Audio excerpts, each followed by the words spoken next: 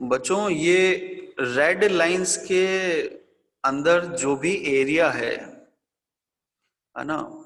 हालांकि जो मौर्यन एम्पायर थी वो बहुत ही ज्यादा बड़ी थी, है ना, इससे भी ज्यादा एरिया था।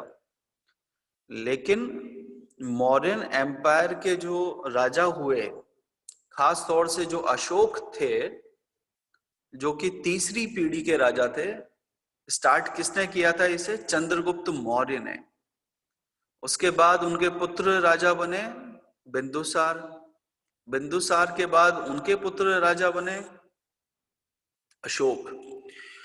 तो वैसे तो बहुत ही बड़ा एम्पायर था मौर्यन एम्पायर, लेकिन अशोक जहां पर बैठते थे वो जगह थी पाटलिपुत्र।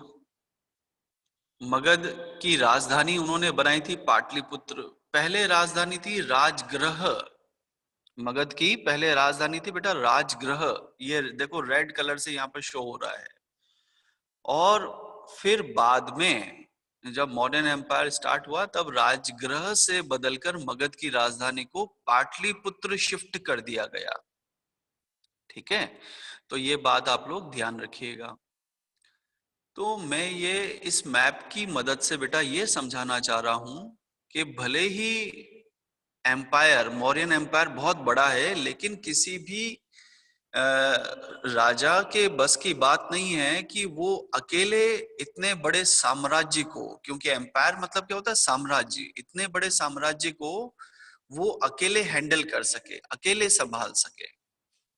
इसलिए आपके लिए यहाँ पर इस मैप में जो चारों तरफ बाउंड्री से रेड कलर की बाउंड्री बना रखी है मैंने, ये जो एरिया बता रखा है, अशोक खुद स्वयं केवल इतने ही एरिया को हैंडल करते थे, क्योंकि सभी जगह पर वो आसानी से नहीं पहुंच सकते थे, क्योंकि कोई ट्रेन्स नहीं थी, कोई ट्रांसपोर्टेशन का मीन्स तो था नहीं, है ना। तो एक जगह से दूसरी जगह पर ट्रेवल करने में सालों लग जाते थे, महीनों लग जाते थे, है ना। अगर हम नॉर्थ से चलना चाहें साउथ की तरफ, क्योंकि उनका एम्पायर तो नॉर्थ से साउथ, ईस्ट से वेस्ट बहुत ज्यादा फैला हुआ था, कल ही आपको सिखाया है।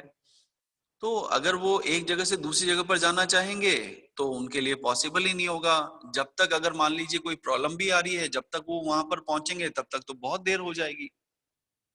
तो अशोक क्या करते थे? अशोक जहां पर रहते थे, यानी कि पाटलिपुत्र में, कैपिटल में, वहीं पर उसके आसपास के एरिया को ही वो अपने अंडर में खुद संभालते थे। अब बाकी एरियाज का क्या? उन एरियाज का क्या जो अभी भी मौर्यन एम्पायर में आते हैं, तो फिर उन्हें कैसे संभाला जाता था? तो एक और स्लाइड आप देखिए। ये इतना बड़ा एरिया था अशोक का, है ना। जहां पर ग्रीन आ रहा है, जो ग्रीन कलर का है, वो मौर्यन एम्पायर का पार्ट नहीं है, यानी कि अशोक के कंट्रोल में था नहीं। ये जो भी ब्राउन कलर में दिख रहा है ये सब अशोक की एम्पायर का हिस्सा था, यानी कि मौर्यन एम्पायर का हिस्सा था। तो इन बाकी एरियाज को अशोक ने कैसे कंट्रोल किया, है ना। तो जो एरिया पाटलिपुत्र के आसपास है, यानी कि यहां पर, वहां तो अशोक डायरेक्टली डील कर रहे हैं, डायरेक्टली इन एरियाज को संभाल रहे हैं। लेकिन इनके अलावा, यानी कि इन एरियाज के अलावा जो एरिया बच गए हैं, अब उन एरियाज को कहा जाता था प्रोविंसेस। क्या कहते थे बच्चों? प्रोविंसेस। प्रोविंसेस यानी कि प्रांत। तो उन अलग अलग प्रांतों को, यानी कि इतना देखो, इतना सारा एरिया है अशोक के एम्पायर में, मौर्यन एम्पायर में। तो इन सब एरियाज को कहा जाता था बच्चों प्रोविंसेस, यानी कि हर एक प्रोविंस, ये एक प्रोविंस, ये एक प्रोविंस, ये अलग, ये अलग प्रोविंस। तो इतने सारे प्रोविंसेस को हैंडल करने के लिए अशोक ने ऑफिशियल्स को अपॉइंट कर रखा था, है ना। यानी कि इतने बड़े साम्राज्य को हैंडल करने के लिए अशोक तो पाटलिपुत्र और उसके आसपास के एरिया को ही संभाल पाते थे, तो बाकी जगहों को, जिन्हें प्रोविंसेस कहा जाता था, उन्हें संभालने के लिए, वहां से टैक्स कलेक्शन करने के लिए अशोक ने ऑफिशियल्स को अपॉइंट कर रखा था और उन ऑफिशियल्स को कहा जाता था गवर्नर्स। क्या कहते थे बच्चों? गवर्नर्स। ठीक है। अब गवर्नर्स किसे बनाया जाए? तो गवर्नर्स उन व्यक्तियों को बनाया जाता था जो कि राज परिवार से यानी कि रॉयल फैमिली से बिलोंग करते थे। जैसे जो राजकुमार हैं या मौर्यन एम्पायर यानी कि जो मौर्य हैं उनकी फैमिली के जो सदस्य हैं, उन्हीं सदस्यों को गवर्नर्स बनाकर इन अलग अलग प्रोविंसेस को संभालने के लिए भेजा जाता था, ताकि ये इन प्रोविंसेस को देख सकें और वहां से अच्छे से टैक्स कलेक्शन हो रहा है या नहीं हो रहा है, कोई गड़बड़ तो नहीं चल रही है, ये सारी जांच पड़ताल करने के लिए अशोक अपने ही परिवार के सदस्यों को, यानी कि जो रॉयल प्रिंसेस होते थे, जो राजकुमार होते थे, जो उसके परिवार के दूसरे सदस्य होते थे, उन सदस्यों को गवर्नर बनाकर इन प्रोविंसेस को संभालने के लिए भेजा करते थे। इसके अलावा और क्या लिखा हुआ है? Messengers went to and fro. To and fro का मतलब होता है, मैसेंजर्स मतलब होता है दूत, और टू एंड फ्रो मतलब आना जाना। यानी कि अगर भाई मौर्यन एम्पायर तो बहुत बड़ा है, तो किस तरह से हम एक प्रोविंस के मैसेज को, एक प्रांत के मैसेज को अशोक तक पहुंचाया जाएगा?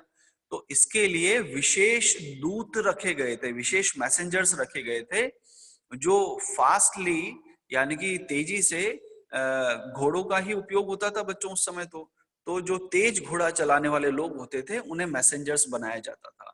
तो वो लोग अगर कोई मैसेज देना होता था तो फटाफट वो एक जगह से दूसरी जगह पर मैसेजेस को कन्वे किया करते थे। इसके अलावा spices kept watch on the officials. Spice, spice मतलब होता है जासूस। अशोक ने अपने साम्राज्य में किसी भी दिक्कत को समझने के लिए, किसी गड़बड़ ना हो, कोई बेईमानी ना करे, उसके जो ऑफिशियल्स हैं वो ईमानदारी से काम कर रहे हैं या नहीं कर रहे हैं, उन पर निगरानी रखने के लिए जासूस रखे हुए थे। इसके अलावा the emperor supervise them all with the help of royal family and senior ministers. यानी कि जो एम्परर है, यानी कि जो महाराज है, सम्राट है, जो अशोक है, वो इतने बड़े साम्राज्य को संभालने के लिए अपने परिवार के, जो राज परिवार के सदस्य होते थे और जो उसके मंत्री होते थे, उनकी मदद लिया करता था। तो ये मैंने आपको पढ़ाई दिया है कि अशोक जो एरिया संभालता था, उन एरियाज के अलावा बाकी बचे हुए एरियाज को कहा जाता था provinces. Each of these were ruled from A provincial capital. यानी कि जैसे पाटलिपुत्र तो पूरे मगध की राजधानी थी, यानी कि पूरे मौर्यन एम्पायर की राजधानी थी, लेकिन इसके अलावा जो अलग अलग प्रोविंसेस थे उनकी भी राजधानियां बनाई गई, जैसे तक्षशिला और उज्जैन इन्हीं की राजधानी है। अब कल मैंने आपको एक बात सिखाई थी बच्चों कि तक्षशिला गेटवे था पश्चिमी एशिया में जाने का, यानी कि वेस्ट एशिया में जाने का, और जो उज्जैन था वो साउथ इंडिया में जाने का रास्ता था। यानी कि इसलिए इन दोनों को इंपॉर्टेंट समझा जाता था। अब वेस्ट एशिया क्यों इंपॉर्टेंट था? वेस्ट एशिया इंपॉर्टेंट था क्योंकि वहां से व्यापारी ब्लैंकेट्स यानी कि कंबलों का व्यापार करते थे। और साउथ इंडिया क्यों फेमस था? क्योंकि वो मसाले और जो सोना यानी कि गोल्ड होता था, वहां से वो व्यापारी एक जगह से दूसरी जगह पर ले जाते थे। अब ये बात हमको कैसे पता पड़ी? ये बात हमें पता चली है चाणक्य द्वारा लिखी गई पुस्तक अर्थशास्त्र के द्वारा। चाणक्य ने अपनी जो पुस्तक लिखी थी, उन्होंने अर्थशास्त्र जो बुक लिखी थी, उसमें ये सारी जानकारी लिखी हुई है और उन्हीं के थ्रू हमें ये इंफॉर्मेशन भी मिली है। रॉयल प्रिंसेस मतलब राजकुमार, वर सेंट एज गवर्नर्स, उन्हें गवर्नर्स बनाकर भेजा जाता था। And local customs and rules were probably followed. अब ये बहुत इंपॉर्टेंट बात है बच्चों, आपका साम्राज्य भले ही बहुत बड़ा हो, लेकिन जब भी कोई राजा आता था तो किसी भी जगह पर जो लोकल धर्म चलता है या वहां पर कोई भाषा बोली जाती है या वहां की जो रीति रिवाज है, वो उनमें परिवर्तन नहीं करना चाहता था। भले ही सम्राट कोई भी बने, लेकिन वो तभी अच्छे से शासन कर पाएगा जब वो वहां के लोगों के धर्म में परिवर्तन नहीं करेगा, जब वो वहां के लोगों के जीने के तरीकों में कोई बदलाव नहीं करेगा, उनके कस्टम्स कस्टम्स यानी कि रीति रिवाज, जो रिचुअल्स होते हैं, रहने खाने के तरीके, उनमें बदलाव नहीं करेगा। क्योंकि ऐसा करने पर सभी लोग विद्रोह करेंगे, सभी लोग ऑपोजिशन में खड़े हो जाएंगे, है ना। सभी लोग राजा का विरोध करने लग जाएंगे कि राजा अच्छा नहीं है, ये हमारा धर्म को बदलना चाहता है, ये हमें नुकसान पहुंचाना चाहता है, ये हमारे रहने के तरीके को बदलाव करना चाहता है।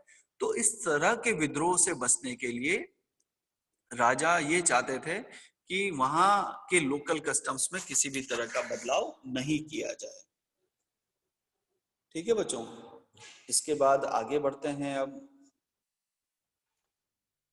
आगे लिखा हुआ है कि Mauryans tried to control roads and rivers which were important for transport and to collect whatever resources were available as tax and tribute, है ना।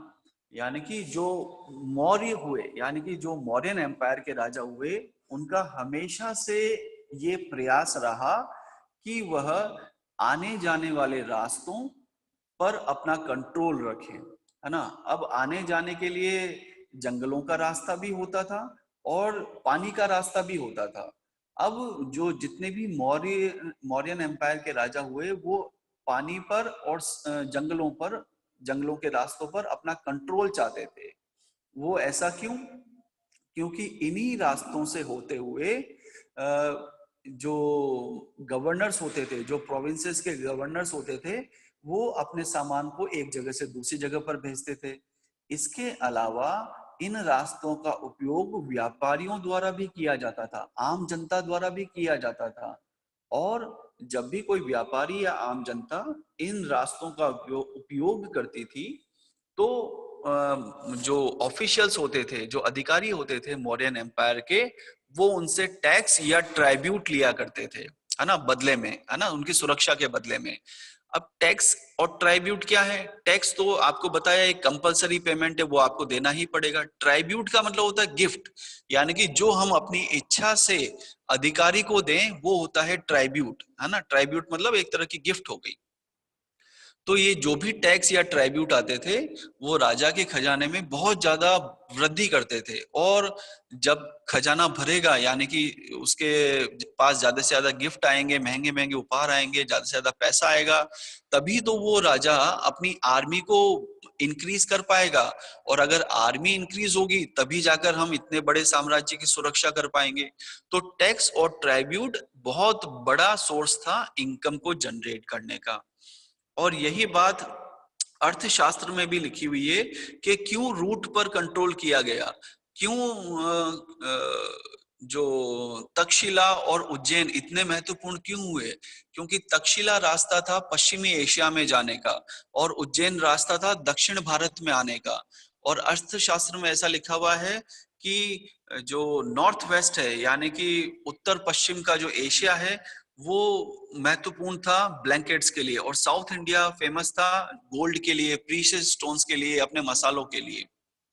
There were also forested regions, यानी कि इन प्रांतों के अलावा कुछ ऐसे एरियाज भी थे जहां पर जंगल हुआ करता था, घने घने जंगल हुआ करते थे। तो जो लोग जंगलों में रहते थे, वो काफी हद तक इंडिपेंडेंट थे, यानी कि वो किसी के ऊपर डिपेंड नहीं करते थे। लेकिन राजा उनसे भी समय समय पर कुछ चीजें मांगा करता था।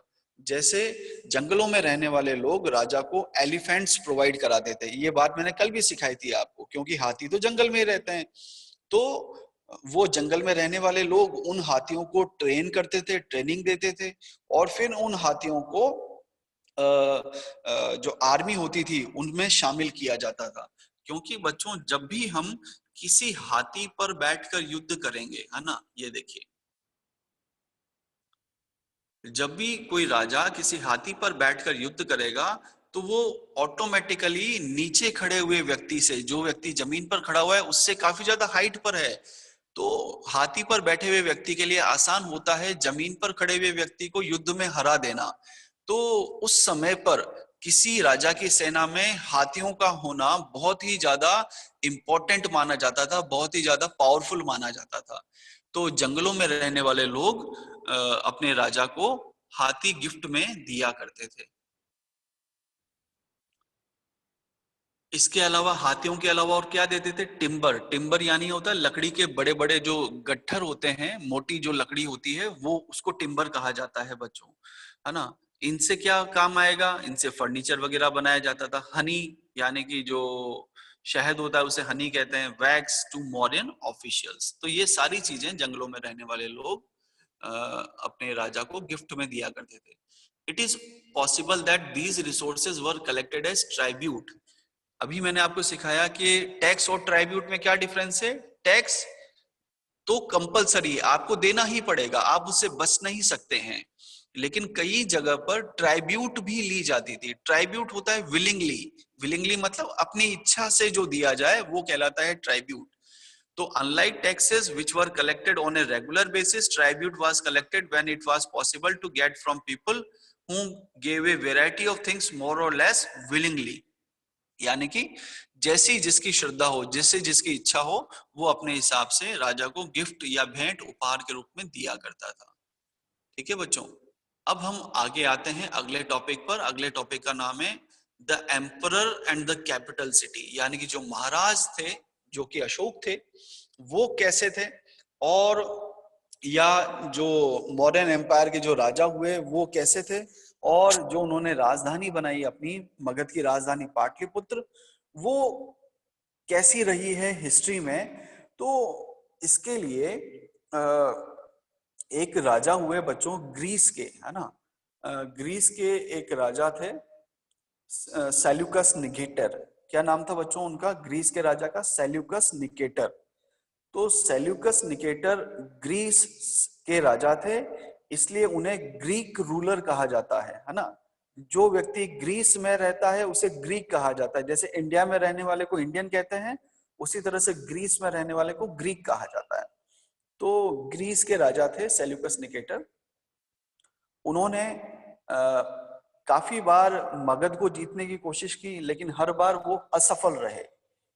तो काफी बार असफल होने पर उन्होंने अपने जो सेनापति थे, या यूं कहें कि उनके जो एम्बेसडर थे, यानी कि राजा के प्रतिनिधि को एम्बेसडर कहा जाता है बच्चों, तो उनके एम्बेसडर थे मेगास्थनीज।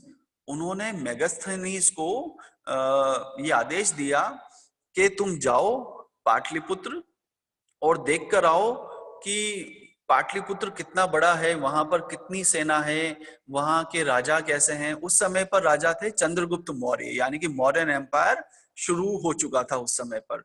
तो मेगास्थनीज पाटलिपुत्र घूमने के लिए आते हैं, और वो जब पाटलिपुत्र को देखते हैं तो उसे देखते ही रह जाते हैं, यानी कि काफी ज्यादा आश्चर्यचकित हो जाते हैं। और इसी बात को मेगास्थनीज ने अपने शब्दों में कहा है कि Megasthenes was an ambassador sent to the court of Chandragupta by the Greek ruler of West Asia named Seleucus Nicator. Megasthenes wrote an account about what he saw. यानी कि मेगास्थनीज ने जो भी वहां पर देखा उसे अपने शब्दों में कैसे लिखा कि the emperor is carried in a golden palanquin. Golden palanquin मतलब पालकी, है ना। पालकी कैसे दिखाई देती है? इस तरह की, है ना। देखो हाथी के ऊपर पालकी रखी हुई है ये। तो इस वुडन को कहा जाता है, वुडन बॉक्स को कहा जाता है पालकी। यानी कि मेगास्थनीज ने बताया कि पाटलिपुत्र में जब भी राजा आता है तो वो हाथी पर सवार होकर आता है, और उसकी पालकी जो है वो सोने और चांदी से मिलकर बनी हुई रहती है। उसके आसपास जो है वो सैनिकों का जमावड़ा रहता है, यानी कि उस पालकी के भी आसपास खूब ज्यादा सैनिक मौजूद रहते हैं उसकी सुरक्षा के लिए। ठीक है। His guards ride elephant decorated with gold and silver। यानी कि उसके गार्ड्स वहीं उस हाथी की भी सुरक्षा कर रहे होते हैं जिस पर राजा बैठा हुआ है, और उस पर भी सोने और चांदी के आभूषण लगे हुए रहते हैं, है ना। पैलेंक्विन का मतलब होता है बेटा पालकी, ये मैं बता चुका हूं आपको। इसके अलावा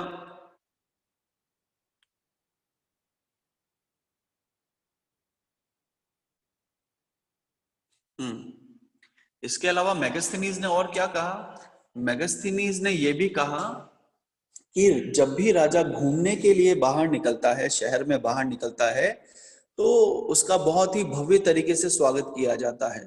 उसके चारों तरफ गार्ड्स रहते हैं और जिस पालकी में वो बैठा हुआ रहता है उसके ऊपर बहुत ही सुंदर सुंदर फूलों की वर्षा की जाती है। और जो पक्षी होते हैं, है ना, खूब सारे जो लाइव बर्ड्स रहते हैं यानी कि जीवित पक्षी उसके पालकी के आसपास मंडराते हुए रहते हैं। इतना भव्य दृश्य वहां पर दिखाई देता है।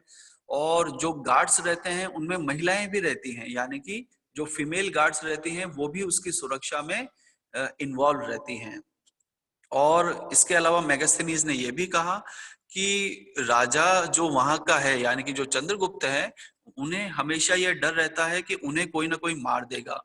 इसलिए he is always surrounded by armed guards. He has special servant to test the food before he eats. यानी कि राजा को अपनी मृत्यु का इतना ज्यादा डर है कि उसके आसपास हमेशा सुरक्षा का घेरा यानी कि गार्ड्स उसे हमेशा घेरे हुए रहते हैं। और वो जब भी खाना खाता है तो उसने अपने भोजन को चखने के लिए यानी कि टेस्ट करने के लिए स्पेशल सर्वेंट्स रखे हुए हैं, जो राजा के यानी कि चंद्रगुप्त के भोजन करने के पहले वो सर्वेंट उस भोजन को टेस्ट करते हैं कि कहीं इसमें जहर तो नहीं मिला हुआ।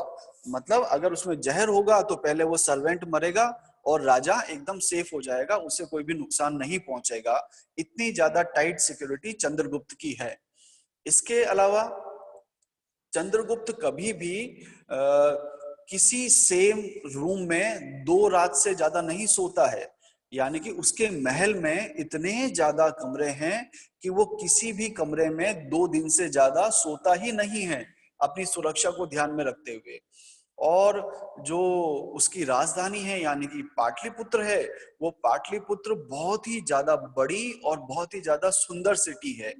उसको चारों तरफ से ऊंची ऊंची दीवारों से बनाया गया है, यानी कि पाटलिपुत्र के चारों तरफ किले की तरह दीवारें बनाई गई हैं इस तरह से। ये देखिए, ये होता है बेटा किले की दीवारें। दिख रहा है सभी को सामने? ये इस तरह से। तो उन्होंने कहा कि उसके चारों तरफ किले की तरह ऊंची ऊंची दीवारें बनाई गई है। It has 570 towers. यानी कि जो पाटलिपुत्र का किला है उस किले की दीवार पर 570 टावर लगाए गए हैं, ये ध्यान रखना बेटा। और पाटलिपुत्र शहर में घुसने के यानी कि एंटर होने के 64 गेट्स हैं, यानी कि 64 रास्ते हैं।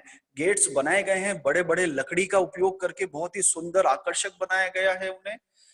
द हाउसेस ऑफ 2 और 3 stories are made of wood and mud bricks. यानी कि जो उस पाटलिपुत्र शहर में घर बने हुए हैं वो भी काफी ज्यादा सुंदर हैं।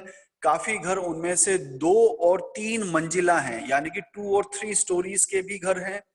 और उन घरों को बनाने के लिए मिट्टी की ईंटें और लकड़ी का इस्तेमाल किया गया है।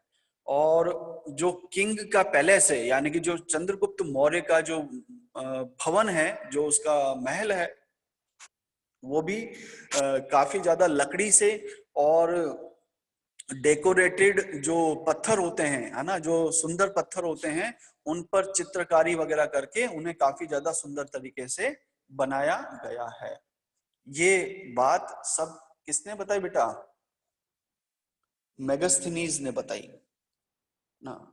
तो उन्होंने अपने शब्दों में जो कुछ भी वहां पर देखा वो सारी जानकारी उसने अपने शब्दों में लिखी वहां पर जाकर।